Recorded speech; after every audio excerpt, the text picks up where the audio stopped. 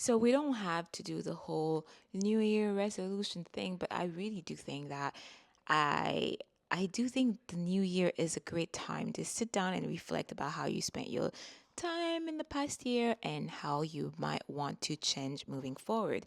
Which brings us to today's topic, how I'm investing my time this year. So let's dive into it. First of all, time is this resource that we have that we tend to take for granted. So that's why I do love those new beginnings, because we like fresh start. Who doesn't like fresh start, right? And the first thing that I'm really prioritizing this year is relationship. But by relationship, I don't mean romantic relationship, because again, you can't really you can't really force things. And I don't want us to start with that pressure. But what I mean by relationship, I mean existing relationship. And this year is a year where I'm really prioritizing people that also prioritize me. That means this is a year where I choose to stop running after friends that don't care, or that never follow up, or that never return the energy back. But then the few ones that really care and take the time to reach out, to follow through, and show you that they really prioritize and the relationship is really important for them. These people really, really are super important to me, and I'm so grateful for them. And I'm really making my time, taking my time to bring to show like my love back to these people. So this is really the first thing that is really important, because I really do think at the end of the day, what do we have is people and relationship and love and family, and then us humans. This is the most important thing, one of the most important things in the world. But we get carried away with all of the other distraction, the bills, the responsibilities. So it's nice to kind of like bring ourselves back to what truly matters. Another thing I'm prioritizing this year is personal growth. Mental health is, mental health to me is more like, again, cutting out everything that drains my energy. By the way, I do have a 5 days free course series. You could definitely check out the link. It's totally, I really think it can really help you reassess your life and where are you leaking energy, because energy is everything. If you saying that you want to manifest things in life, it's very important for you to start realigning your energy, because we do have, you know, you have to understand that. I don't think people realize how important that is. But like, by leaking energy everywhere and things that don't really return back energy to you, this is how, you turn around and then you can't manifest everything you want to manifest. This is how you get tired. This is how you start feeling like me, it's pretty much draining you out of your life force energy. So this is what I put in mental health, and like, these are very, very, very important. And also continuing working on my spirituality. For me, it's Kabbalah, because Kabbalah is literally like the oldest, you know, spirituality form out there. And I like how simple it is. I like how it explains various rules, like, really how to manifest. I like how it explains how energy works. I like how it explains past life, reincarnation, soulmates, money, why you have money, why you don't have money, how you can increase your money. I have never found any other spirituality that actually is so encompassing like that. So this is why, to me, my spirituality is Kabbalah. But then again, I respect everyone else's spirituality. So I this is something that is very important for me to keep prioritizing and watering this new year. Another thing is health and fitness, because I don't think I need to talk more about that, because health is everything. If you don't have health, you don't have anything. So this is something that is really important for me. I've noticed that when I tend to be overwhelmed, I tend to just spiral down, emotional eating. And for me, it's ice cream. I really like that cheesecake, ice cream, that strawberry cheesecake. Haagen-Dazs is my weak spot. So I'm really being mindful about that lately, trying to really go back down to the source whenever I'm about to be triggered. What triggers me? What is the missing element? Why am I doing this? So this is something that I'm going to be really working on this year, Again, there's always stuff to work on. This is the purpose of life. That's why we're here. So I'm embracing it and making it as fun as possible. Another thing that I'm also prioritizing this year is skill building. I love learning. I really do. I hope you do too, because learning is so much fun. So let me know. Leave me a comment. I want to know, what are you learning lately? I on my side, I really like diving deeper into my skill set. I've been totally obsessed with astrology, and I keep it's a never ending steady, pretty much. It's lifetime and beyond, because there's so much to learn. On that note, you can also book a birth chart reading with me, which I always talk about all the time, because I think every person should know their birth chart. It's literally the map and the blueprint of you. So all the links are down below if that is something that you're interested in. But yes, skills and these things are really exciting to me. So I'm excited to keep learning more things this year. And creative work, like doing more creativity, dancing, roller skating, that I haven't really had the time to do much of last year. I want to get back into that. And just taking the time to cook healthy food but make it fun, healthy mocktails but make it fun. I'm really excited into like bringing my creativity in everyday life and not making it be such a pressure thing, and thinking like, oh, you can only bring creativity in, if you an artist who paints or does, big things.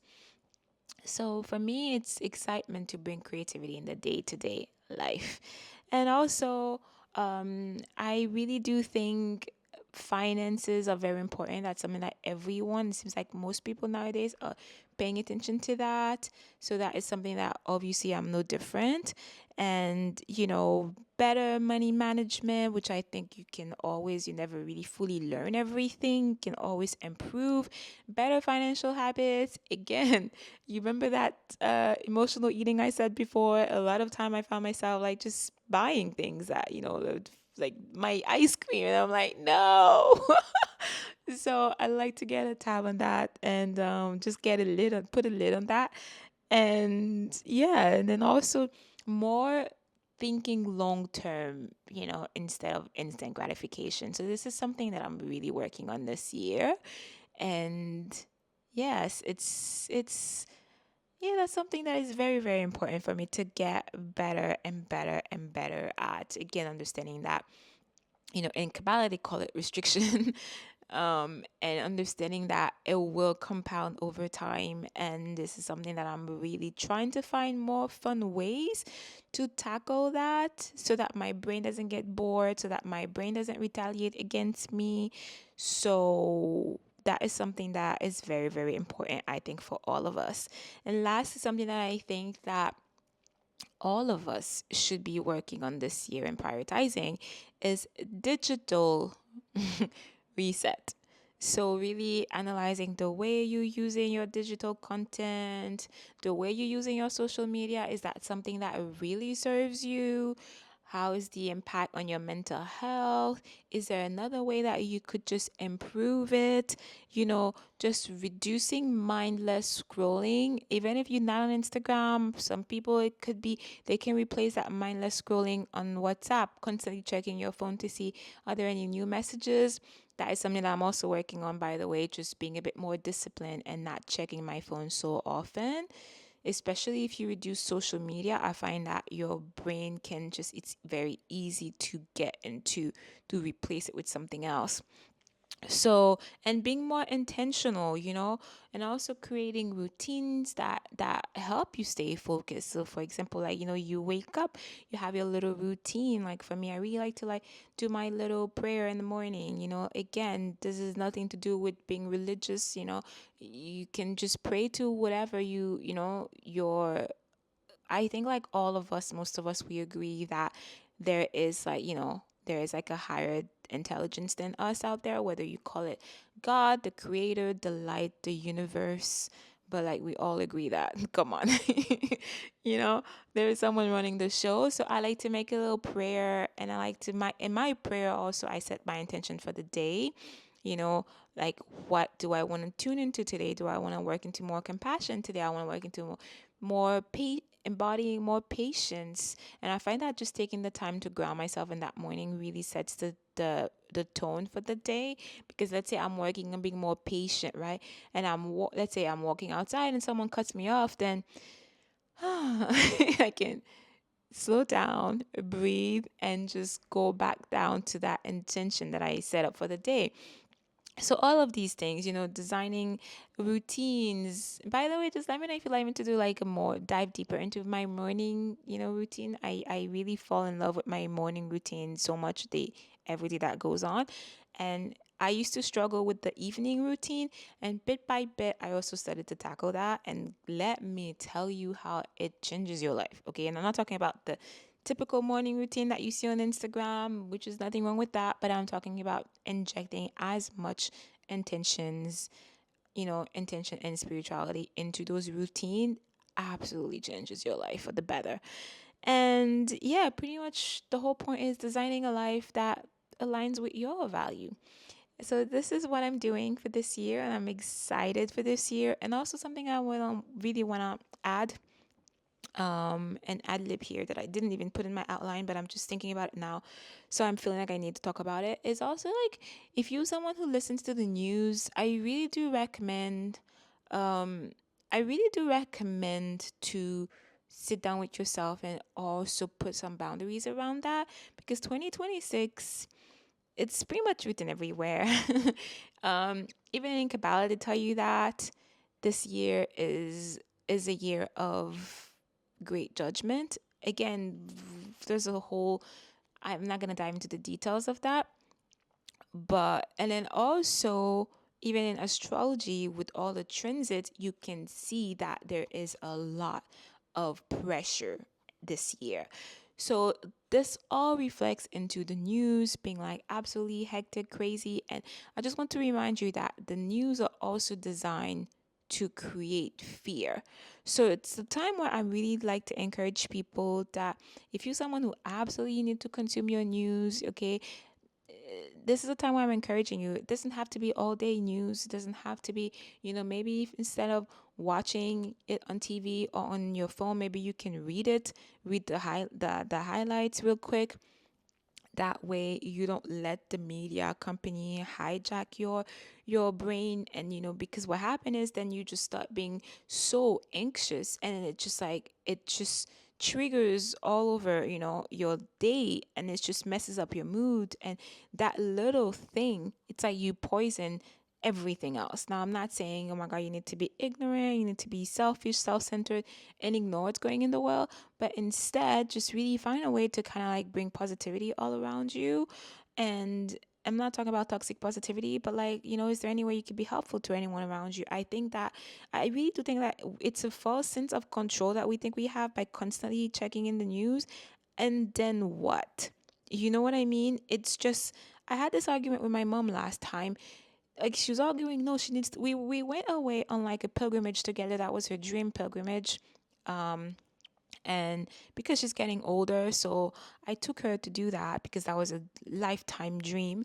And then she was complaining somehow that she needed to check the news. It's been a long time. And then I challenged her, Mom, we're only together for like less than 2 weeks. What could possibly be so important that, oh my goodness, you absolutely need to check the news? Like, I don't understand. Are you the president of a country but I don't know about it? Are you the vice, president of the United States? Are you like the vice secretary? I don't know. What are you? Like, I need to know. So no, but she needs to know. And then this is when we need to realize that a lot of us are addicted to the adrenaline that we get from the news, and also to a false sense of control, because by knowing the news like that doesn't do anything positive in my mom's life. Oh, but I need to know. No, what it does is that now at nighttime, I noticed when I'm going out with her, it was a very small village, very, very safe. It was a village, like a religious village that people don't do anything there. There's nothing. Like 8 o'clock, there's nothing to do there but go to church and do things like that. And I noticed that around 7 p.m., she would start being so anxious. and triggered by everyone and thinking like it's like being on super high alert, expecting danger left and right and thinking like that person is walking behind her, oh my god, it's coming to get her. And it's sad. But then, and also by being in that state, you're attracting these things to you, because again, we are energy beings, and that's how energy works, you know. So this is why I really wanted to kind of like bring that up this in this new year. Like, I'm not telling you if you love your news, I'm not telling you stop watching the news, okay, but I'm just encouraging you that maybe to analyze your relationship with, with media outlets, with in all form. At the beginning, I started talking about social media and stuff like that. It's not just social media, it's also the news. So this is a time where you need to take control of your inner space, of your consciousness, of your world, because if you don't, the media outlets, they will take control for you. And then this is when we start talking about stress, anxiety, and depression, all that stuff. So I wanted to add that. And also, I literally just recorded an episode on the books, the best books I think everyone should read this year. And one of my favorite books that I actually included in the book was that one, Dopamine. One of my favorite books that I included in the Rooster was Dopamine Nation: Finding Balance in the Age of Indulgence by Dr. Anna Lemke. And she literally talks about that, and then all sorts of addiction that we're addicted to, and the news was one of them. So if that's something you find interesting, do check out that episode that I made, and also check out this book. On that note, my love, I will see you in the next one. And again, if you need help to find yourself and understand yourself better, don't forget that I do offer birth chart readings. I promise you, it's absolutely mind blowing how much information you can learn from yourself from just one session. On that note, I will see you in the next one, my love. Keep shining bright like a diamond. See you.